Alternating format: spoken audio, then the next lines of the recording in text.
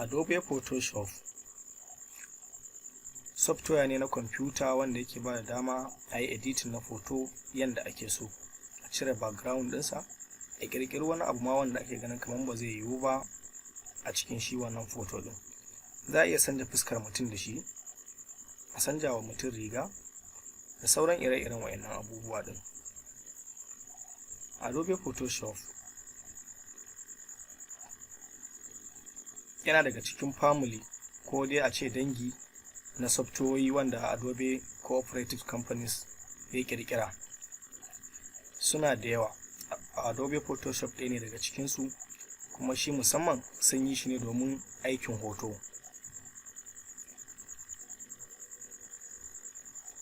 Za mu duba mu ga Adobe Photoshop ya yake cikinsa, sannan yaya wasu basic abubuwa nasa suke. Kar a manta, Adobe Photoshop za a iya samun sa a Play a kasuwanni inda ake sayar da software na kwamfuta, ko kuma a yi download daga website ɗinsu adobe.com. Wannan shine Photoshop. Na yi installing ɗinsa ne daga jikin plate, na cire Photoshop single a matsayin shortcut saboda shine muke so mu duba. Photoshop za a ga shortcut ɗinsa ne. Na yi double click. Wannan shine window farko da yake budewa kafin ya shigo nan interface kenan. Wannan shine interface windows na Photoshop. Idan mai kallo zai lura, nan akwai tools da yawa. Wayannan tools da su ne ake aiki na shi editing na photo ko kirkirar zane ko sauran wasu abubuwa dai. Menene Photoshop zai iya yi ya danganta da wane ne yake amfani da Photoshop ɗin, yaya nazarin mai amfani da shi yake. Za a iya cewa dai babu iyaka. Wannan move tools ne, ana amfani da shi wajen moving ɗin abu. Wannan brush tools ne, wannan text tool ne, wannan pen bucket ne. In za a lura, kowane tools yawancinsu suna da ɗan ƙaramin arrow a nan gurin wanda yake kaman drop down menu ne a wajen, kaman an yi clicking akwai wasu abubuwa da za su bayyana a wajen. To haka ne idan an yi right click za a ga sauran abubuwan da suka ɓuya a ƙarƙashin shi wannan tools ɗin. Yanzu za a lura ƙarƙashin pen bucket akwai gradient tools, ƙarƙashin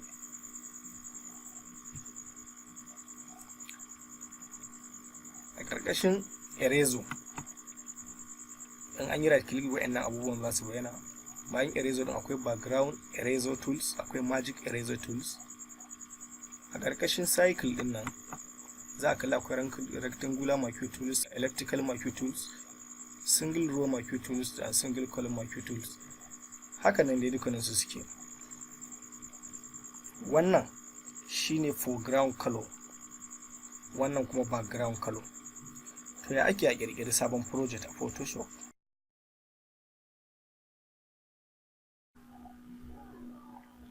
Domin ƙirƙirar sabon project sai a danna Ctrl N. Project window ya fito. Kamar yadda muka yi bayani a baya cewa a nan ne mutum zai seta girman falle na aikin da yake so a cikin Photoshop. Nan project name ne, bari mu bashi suna duniyar sanin waya da kwamfuta.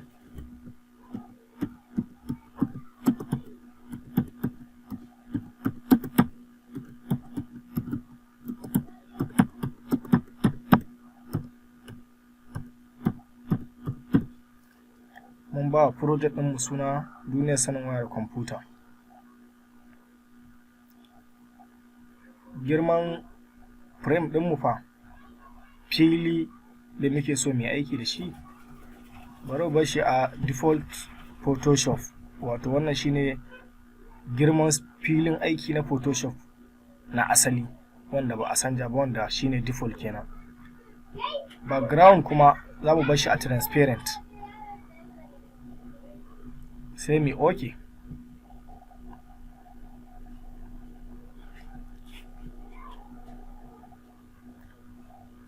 window ya buɗe na sabon project. To in za a lura nan gurin akwai wani abu wanda ya fito ya rubuta layer. To dukkanin aikace-aikace da mutum zai yi a Photoshop yana yin su ne ta hanyar amfani da layers. Layers ɗin nan mutum zai iya jera kowane adadi yake so, daga 1, 2, 3 har zuwa adadin da mutum yake da bukata kafin ya kammala aikinsa. Misali, wannan layer za mu batta a background, mu mata suna. Ana mata suna ne idan aka yi kilikin akan layer sai kuma a canja suna ɗin, mun mata suna background. To domin a ƙirƙiri wata layer za a zo nan create new layer sai a taɓa, ga wata layer ta ƙara fitowa. Ita ma an taɓa kan sunanta kamar yadda aka yi na farko za a samu damar canja mata suna. Bari mu rubuta suna kamar flower. Ɗaya background ɗaya flower. So wannan layer in muka taɓa ta na flower, ga nan wani light blue color nan ya mamaye ta. To wannan yana nufin cewa wannan layer a kanta ne za mu yi aiki yanzu.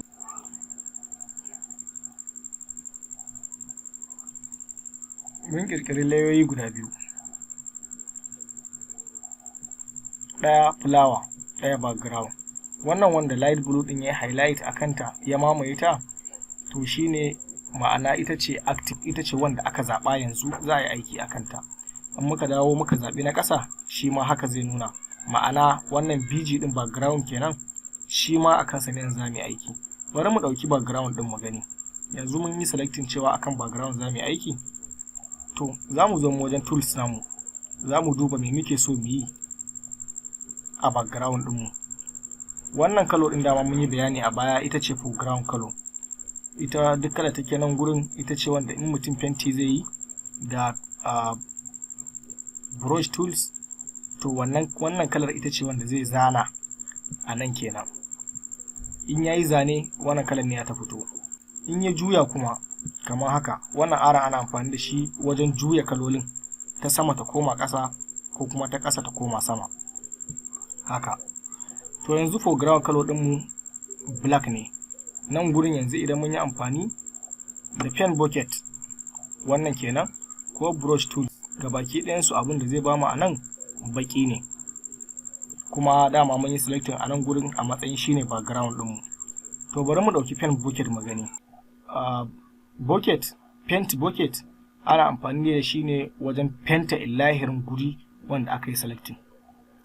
Misali yanzu mun taɓa, tunda nan foreground color ɗinmu baki ne, ya fente mana wannan illahirin ya zama baki. To ya za mu yi mu ɗora wani abu akan wannan baki? Dama mun yi bayani cewa duka Photoshop al'amuransa da ayyukan da ake da shi ya ta'allaka ne akan layers, layoyi. Nan muna da layer guda biyu, ɗaya background ɗaya flower. Ta sama ita ce flower, ta ƙasa background. To gashi mun fenta background ɗinmu baki. To yanzu muna so mu yi zane, mu zana flower. To za mu yi selecting layer mu ta flower. To yanzu duk aikin da za mu yi ya bar kan background ya dawo kan flower. To ta yaya za mu zana flower? Za mu zo mu nan mu selecting na brush tools. In mun taɓa, to yanzu tools ɗin da za mu yi amfani da shi shine brush tools. Nan zaɓi ne na brush tools. Akwai wani ɗan ƙaramin aro gashi nan a nan, in aka taɓa zai ba da dama a zaɓi brush wanda ake so a yi amfani da shi. Ga brush nan kala-kala.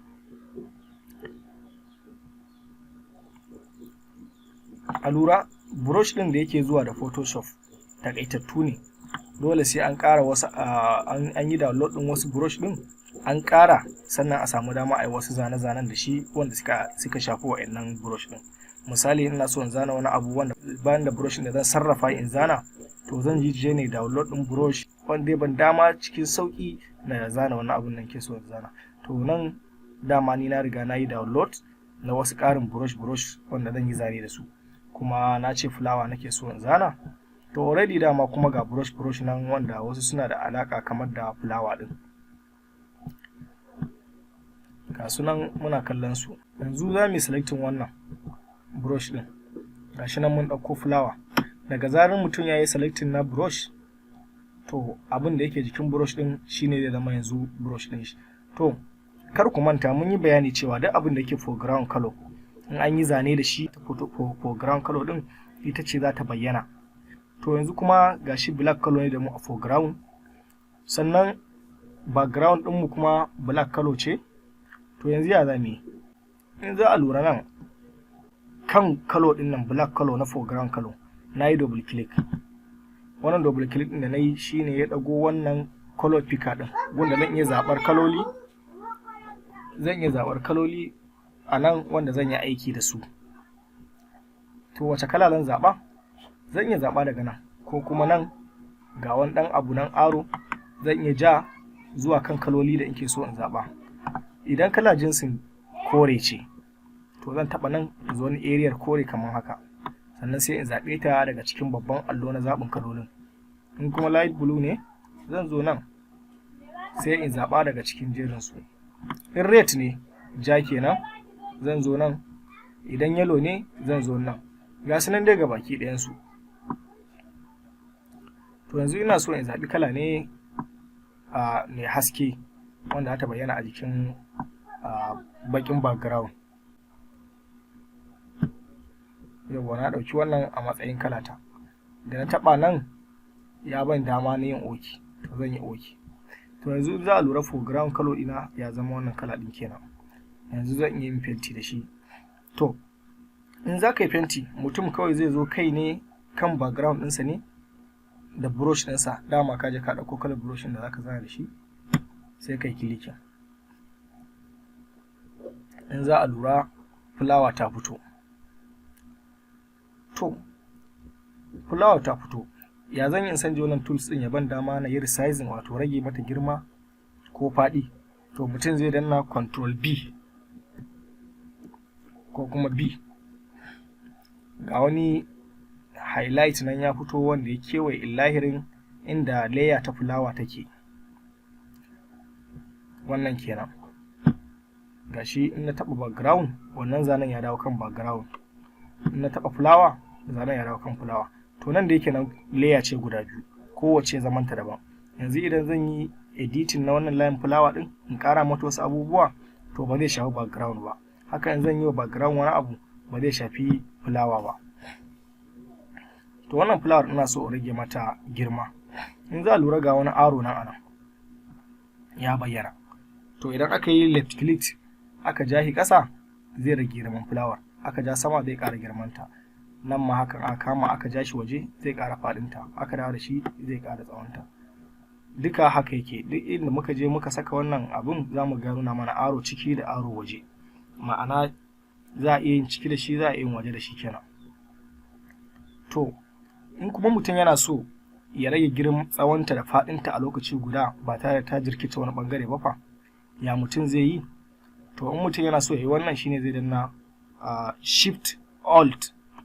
Bayan mutum ya taɓa nan gurin haka, sai ya taɓa Shift Alt keys, sai kuma ya yi left click. To za a samu damar rage ta a lokaci guda da faɗinta da tsawonta.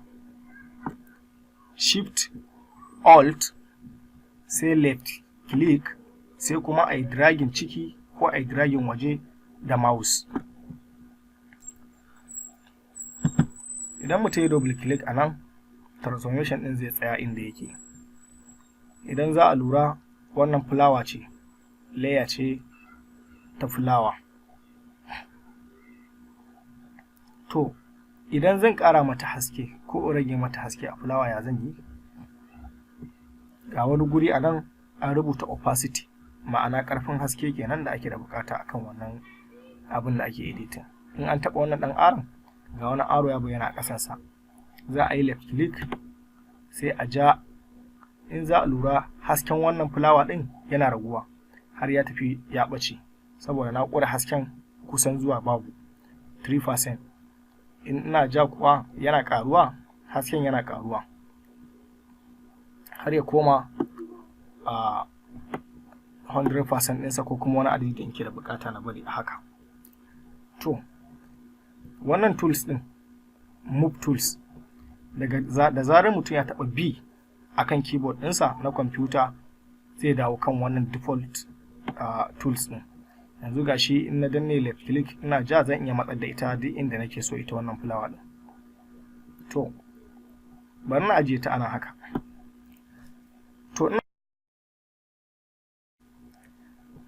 To a nan cikin tools ɗin in za mu lura akwai test tools. Shi wannan tools yana ba dama ne a yi rubutu. To yanzu ina so na rubuta wani abu, to zan yi clicking akan shi wannan tool ɗin. Gashi da yi clicking in dawo kan nan ya ban dama na yin rubutu. In za a lura wani ɗan rectangular ya fito da wani ɗan sanda a tsakiya ba kenan, to wannan shine damar yin rubutun kenan. In na yi clicking a nan, to ga wannan ɗan sanda yana ta harbawa, yana jira in fara rubuta abin da zan rubuta. Bari in gwada rubuta wani abu.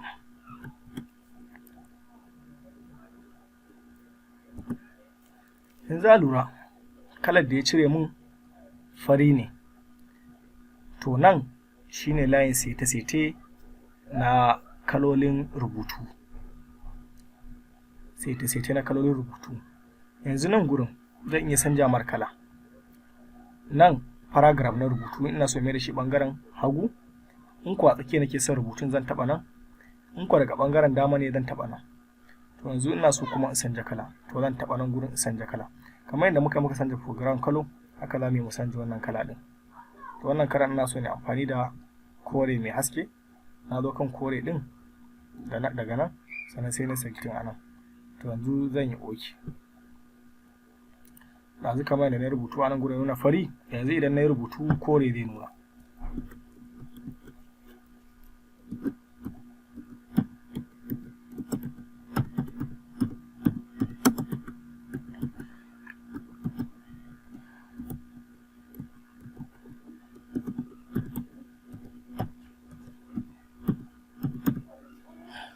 In za a lura yana ja har ya fita daga da'ira ta filin da muke rubutu, daga background color din har center flower gaba ke daya fita. To za a dawo da shi. To domin a dawo da shi za a yi left click a ja har zuwa inda yake, ko kuma a zo a canja layer daga nan a taba. In an koma sama sai a haka. In an taba B ma'ana move tools kenan, to damar yin moving ɗinsa zai bayyana. Sai a taɓa arrow na jikin kwamfuta wanda yake nuna alami na gefen da ake so a ja shi.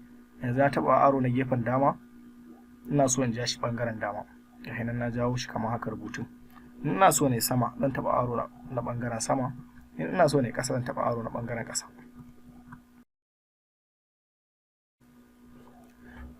Domin yin style a rubutu, in za a lura akwai wasu tools ɗin ƙari a nan gurin. Wannan deleting ne na layer, wannan ƙirƙirar sabuwar layer ne, wannan group domin sauƙaƙa aiki za ka iya ƙirƙirar layoyin nan ga group ɗinsu, wa'annan ga group ɗinsu domin sauƙaƙa aiki. Wannan fill adjustment layer ce, ita ma ana amfani da ita ne domin wani samfurin editing ɗin. Wannan kuma layer mask ne, ita ma akwai amfaninta, a nan gaba za mu yi bayani akai. Wannan fx ɗin shi kuma yana nufin style ne, to za mu taɓa shi. A ƙarƙashinsa za mu ga akwai drop shadow, wato inda za mu iya samar da inuwa na shi wannan rubutun ko kuma daga waje.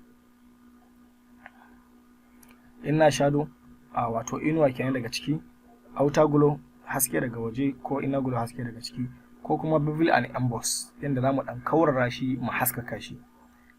To bari mu gwada ƙirƙirar bubble and emboss ɗin. Mun yi clicking, in za a lura rubutun ya canja, ya ɗan yi kauri kuma ya yi sheƙi saboda mun taɓa bubble and emboss. To za mu iya cewa OK in ba mu da buƙatar mu ƙara masa wani abu daga nan. In kuma muna da buƙata ga wasu abubuwan ƙari daga nan, za mu yi left click mu ja. In za a lura rubutun yana canjawa, mu bar shi kamar haka. size za mu ƙara masa kaurin da muke da buƙata.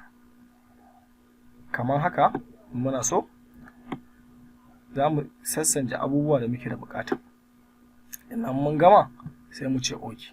In za lura rubutun ya sauya. To idan muna so mu samar da wani abu bayan wannan ya za mu yi? Again za mu ƙara dawowa nan kuma bubble and emboss muka sa ɗazu, to yanzu kuma za mu saka drop shadow. Za mu clicking akan ta. Muna so mu samar da inuwa. To wani irin kalo muke so inuwar tamu ya zama? Yana da shi?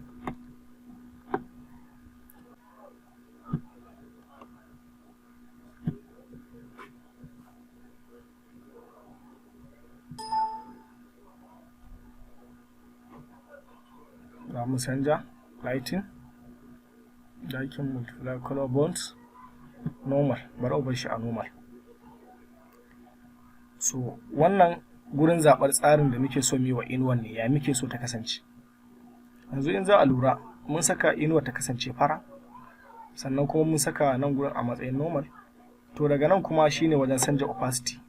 Farin za mu iya rage masa kaifi kamar haka, sannan kuma za mu iya matso da shi kusa da rubutunmu na asali, wato distance kenan, kamar haka. In za a lura ya ɗan saba da shi ta ƙasa kaɗan ne. Yawwa. Sannan za mu ƙara kauri. In za a lura ga wani kala nan da ya bamu da muka ƙara kaurin ita inuwa ɗin. Gashi in mun rage abin da zai bayar, in mun kaurara shi abin da zai bayar. Idan haka ya yi mana sai mu OK. Shikenan abinmu ya yi yanda muke so. Domin shigowa da wani abu daga wajen Photoshop, wato daga kan kwamfuta kenan zuwa cikin Photoshop, za mu je Control O. Me muke so mu ɗauko, za mu zo nan mu zaɓa daga cikin kwamfuta. Za mu ce misali muna so mu ɗauko wannan logon na duniyar sanin waya da kwamfuta. Sai mu ce OK. Gashi nan mun ɗauko shi. In za a lura duk layoyin nan sun tafi, to ba tafiya suka yi ba. Idan ka yi open na wani abu, to yana buɗuwa ne a window ɗinsa daban, ta yadda ba za ka gane sauran ba za ka kalle su ba sai ka zo nan ka yi clicking, to za ka ga windunan gabaki ɗaya sun fito. An taɓa nan za a iya resizing a rage girman window kenan. To in an taɓa wannan za a iya left click a ɗauko shi a shigo da shi kan window da ake aiki, sannan wannan kuma sai a cire shi, sai a zo a taɓa nan domin screen ɗin ya girma yanda yake. Kamar yadda muka bayani a baya, za a iya moving da left click a ja abin zuwa inda ake so a kai shi.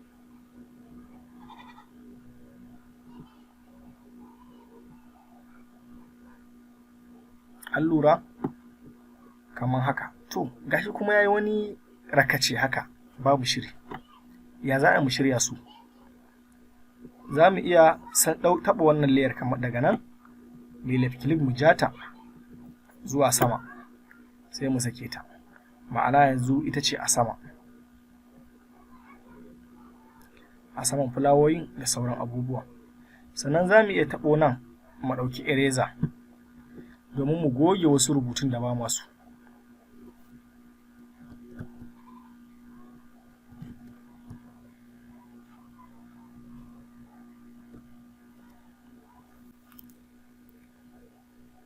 Mun taɓa wajen idanun nan shine visibility, wato kallo kenan.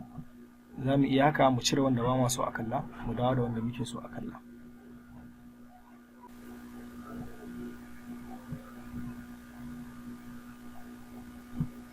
Da eraser da brush tools dukkaninsu wajen adjustment, wato ƙara girman su guda ɗaya ne. Wannan ƙaton warwaro na eraser ne, eraser tools, wanda zai ba mu dama mu goge rubutun da ba masu, kamar haka, ko kuma a left click a ja shi dukkan wa'anda ake so a goge.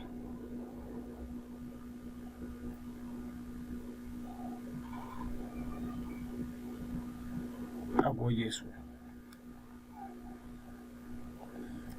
Sai mu taɓa move tools ko B, mu ja wannan sama, sannan mu dawo mu taɓa eraser ɗinmu mu ƙara goge rubutun da ba ma so.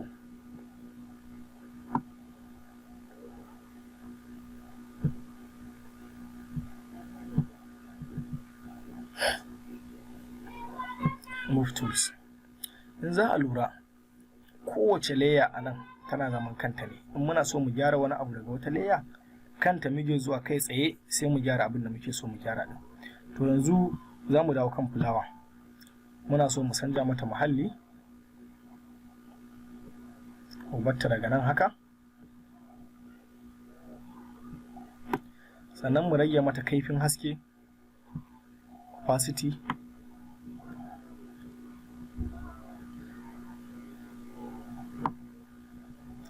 Sannan mu dawo kan kwamfuta, duniyar sanarwa da kwamfuta logo,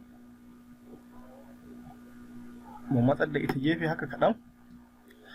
Abin namu in za mu lura ya ɗan ba da ma'ana dai haka. To idan muna so mu yi saving ya za mu yi, za mu zo mu file, save as, sai mu clicking duniyar sanarwa da kwamfuta. Nan mutum zai iya zaɓen sunan da yake so, misali abcd,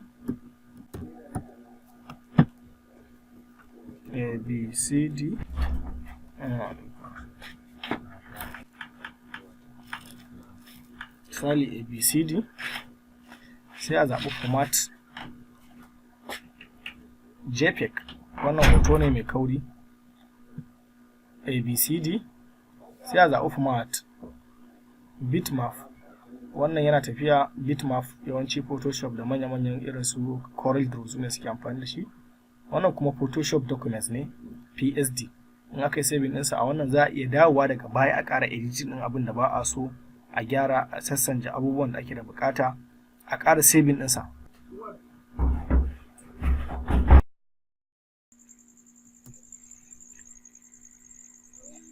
A zaɓi ɗaya daga cikin format ɗin kamar haka, sai a taɓa saving, sai a yi OK kuma.